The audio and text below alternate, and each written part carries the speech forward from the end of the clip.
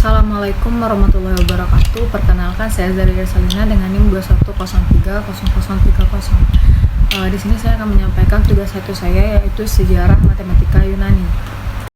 Kata matematika berasal dari bahasa tersebut yang artinya matema, yang juga diartikan dalam bahasa Yunani yaitu ilmu pengetahuan, sains, dan belajar. Dan juga ada arti lain yaitu matikos yang artinya suka belajar. Matematika Yunani merujuk pada matematika yang ditulis dengan bahasa Yunani selang waktu 600 SM hingga 300 Masehi.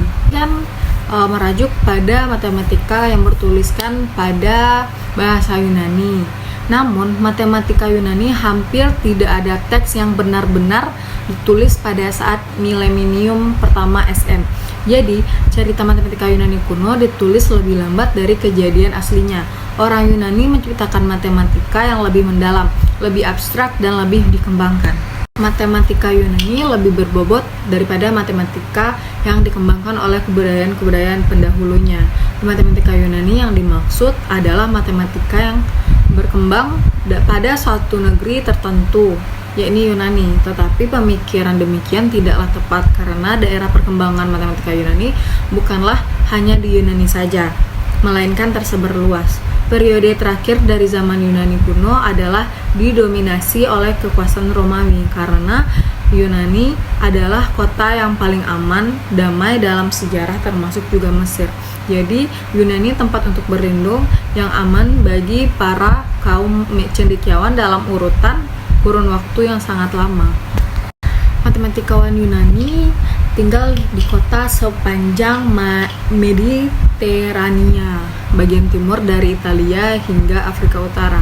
Tetapi mereka dipersatukan oleh budaya dan bahasa yang sama. Matematikawan Yunani pada periode setelah Iskandar Luhur kadang-kadang dikata matematika Helenistik. Sejak abad ke-6 SM, orang Yunani mewakili angka dalam sistem sandi menggunakan alfabet mereka sendiri. Representasinya seperti terlihat pada tabel di bawah, di mana huruf digama untuk 6, Kopa untuk 90, dan Sampi untuk 900 adalah huruf yang saat ini tidak digunakan lagi. Oleh karena itu 794 ditulis dan 293 ditulis untuk mewakili ribuan. Tanda dibuat di sebelah kiri huruf, misalnya mewakili 9000. Angka yang lebih besar masih ditulis menggunakan huruf M untuk mewakili berjuta atau 10 juta. Dengan jumlah berjuta ditulis di atas M, sigma sama dengan 40.000, M 0 sama dengan 71.750.000. Tabel berikut adalah representasi dari sistem bilangan yang digunakan oleh orang Yunani pada awal abad ke-6 SM. Bisa dilihat di antara prasasti paling awal yang masih ada dalam alfabet ini adalah angka yang dituliskan di dinding terowongan di Pulau Samos yang dibangun oleh Eupalinus sekitar 550 SM untuk membawa air dari mata air di luar ibu kota melalui gunung ke titik di dalam tembok kota. Penggalian arkeologi modern dari terowongan telah mengungkapkan bahwa itu digali oleh kedua tim yang bertemu di tengah. Bukti arkeologis terbaru mengarah pada kesimpulan bahwa membangun menggunakan teknik matematika sederhana mungkin. Seminar Nasional Matematika, Geometri, Statistika, dan Komputasi seperti berbaris bendera untuk membuat yakin bahwa penggali terus menggali ke arah yang benar.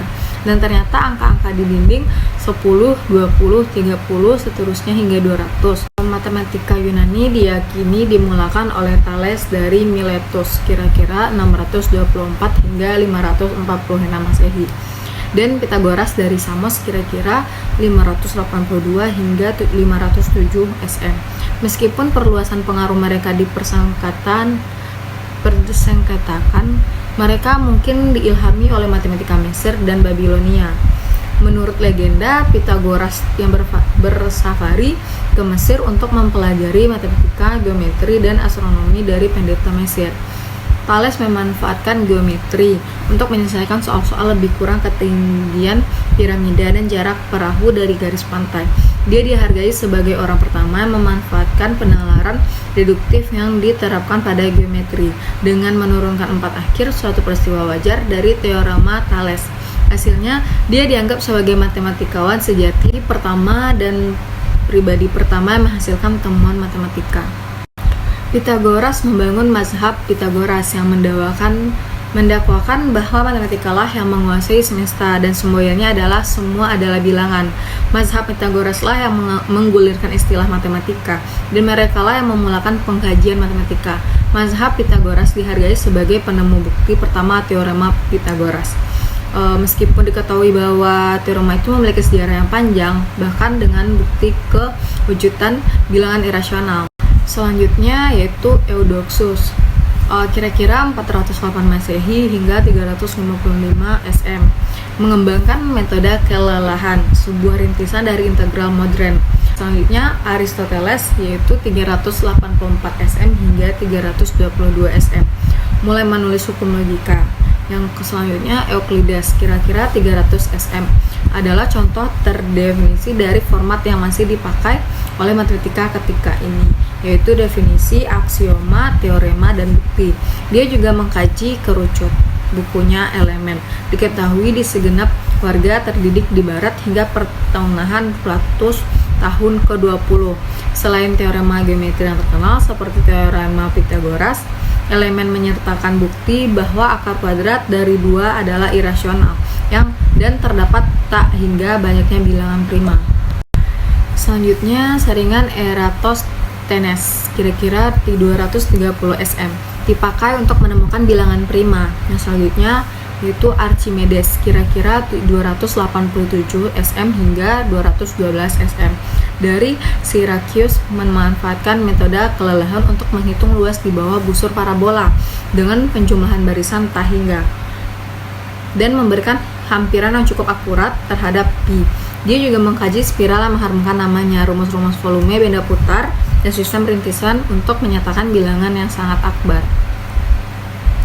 Berikut mungkin beberapa tokoh matematika Yunani bisa kita lihat, yaitu Thales dan Pythagoras, Eudoxus, Archimedes, Aristoteles, Euclides, dan saringan Eratosthenes yang sudah dijelaskan tadi. Mungkin sekian untuk penjelasan saya. Baiklah, hanya itu yang bisa dapat saya sampaikan. Maaf jika ada kesalahan kata. Wassalamualaikum warahmatullahi wabarakatuh.